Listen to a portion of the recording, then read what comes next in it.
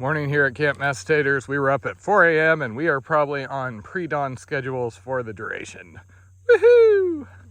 Sleep is for the weak, Blondie. Sleep is for the weak. And those who have to go to work.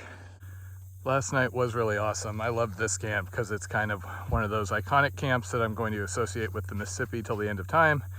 Big sandbar, big view of the river, tows coming by pretty much constantly. And sitting there watching the currents as the sun went down. I was actually really tempted to swim since today was probably one of my last opportunities before we get to all the industrial areas where pollution will kick up a notch. But as Jen pointed out, since I'd showered at Burns, the water was probably less clean than I was. And when you come out of the water here, like, it's nice temperature wise, still not cold as I'd like, but you do come out feeling kind of not fully clean, probably the silt in the water. Today is going to be all about setting up for Baton Rouge. If we do a good solid day today, we should be doing that tomorrow early-ish. That is going to be one of those like pay attention, take every precaution sort of areas, though we do have some help from J Escapes and a few others who have sent information, so we have somebody to call to let them know we're going through, which should help. And yeah, we're looking forward to it, actually. We also got a tip from the River Angels yesterday. One of them had floated the river before in a pontoon, and he said if you get on the radio as a guy, the tows may be nice, maybe assholes, depends on the tow driver, but when they had some girls get on the radio, the tows were actually giving them ice and other things. So our goal here is pimp Blondie out over the radio so they realize she's female, and then maybe we get ice. Why would that work? Well, so those crews are pretty much all male. The only females on most of those boats are the cooks, and they specifically only get old grandmotherly people. So yeah, prison rules basically. Yay, more days of telling Blondie to mush while she's really not awake and just is like, oh, I'll be awake in like 10 hours. Which she giggles still, so it's mostly okay. Every now and then she's asleep, talking in her sleep, and lectures me about torque or something because she thinks I'm one of her students. I haven't yet gone like sexy teacher scenario and tried to mess with her when she's like that, but it's coming. Wow! Good news, guys. That guy that she disapproves of so much is apparently in Angola. So he's in prison. Everything is safe once we get out of this area. Jen, did you have a stroke? Your eyes haven't come back. You're still making that weird face.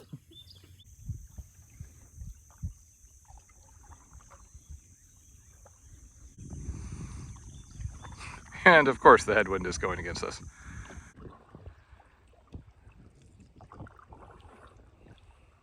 Good news, the sun is back out here. And also the Somali pirate back there just had a birthday. I think she's like 65 now. Looks really good for 65 though. She's still not talking. She has not had enough coffee this morning. She got cold brew. However much of it she drank is not enough though, but it's okay. We'll check back in on her in another like 2 hours. Maybe then. I couldn't decide how to react to that because I was going to try to splash you, but then I remember that I'm not very good at that. Oh, yeah, I can retaliate. And my retaliations now have so many chemicals. Remember, this is Baton Rouge. You don't need to wear a, well, before Baton Rouge, but you don't need to wear a life jacket because if you fall in the water, you're dead anyway.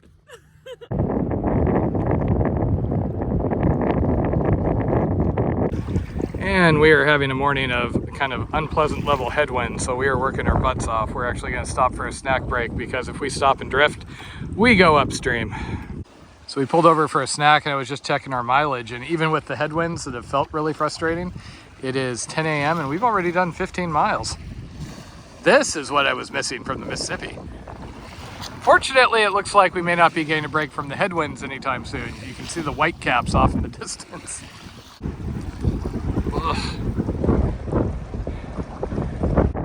This would be a heck of a thing, driving one of the 6 or 7 wide in low water like this.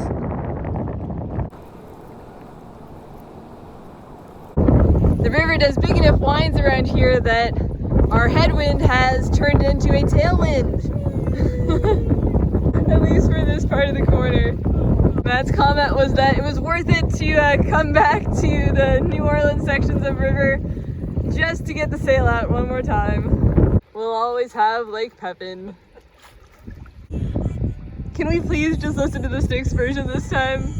It's my birthday. I feel like I've leveled up to advanced sailing here.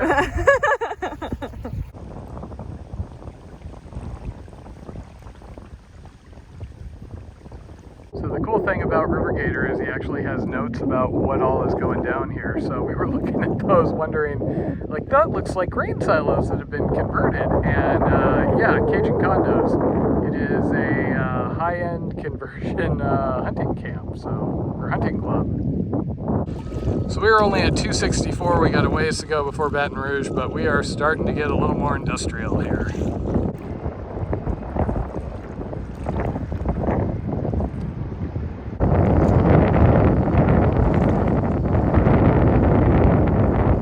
We are just having all sorts of fun going back and forth with a barge with a tow with 6 barges staring down at us.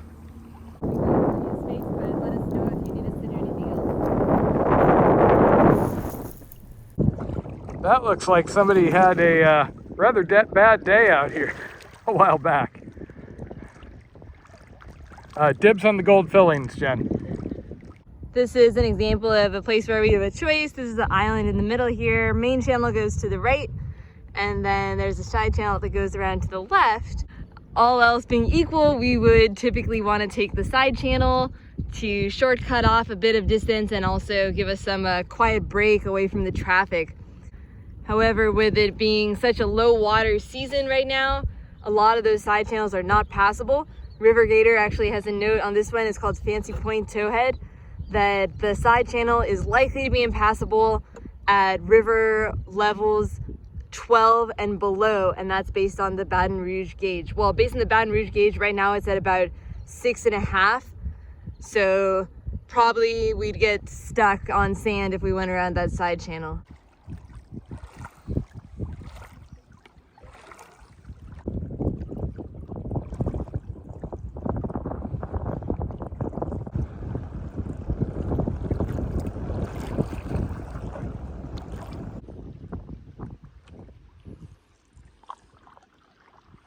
A little after 7, we found a beach, so this is probably going to be it. We made it over 50 miles again today, so all good.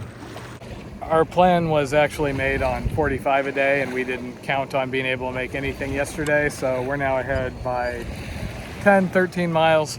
Tomorrow will be Baton Rouge. It looks like it starts to get interesting after about 10 miles, so we'll see how that goes. And it is a Blondie birthday dinner, but sadly, no ice cream cake. Wait, that's a Matthew birthday dinner. There's Java chip Oreos. That's not ice cream cake. Had a really great birthday. Paddling today was kind of a mix. We had winds going pretty much all day, but thanks to the way the river turns and loops around in this section, sometimes we had headwind and it was choppy and kind of annoying, but then we come around the corner and we'd have a tailwind and be able to get the sail out. And overall it was pretty peaceful, nice paddling.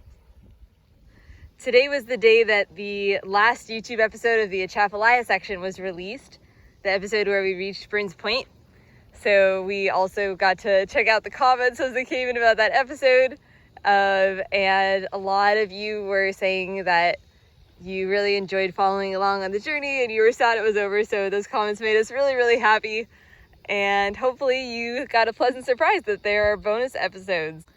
Tomorrow we're going to be going through Baton Rouge. So I'm preparing myself for a less peaceful, less natural section tomorrow, but should at the very least be interesting. Home sweet home for the night.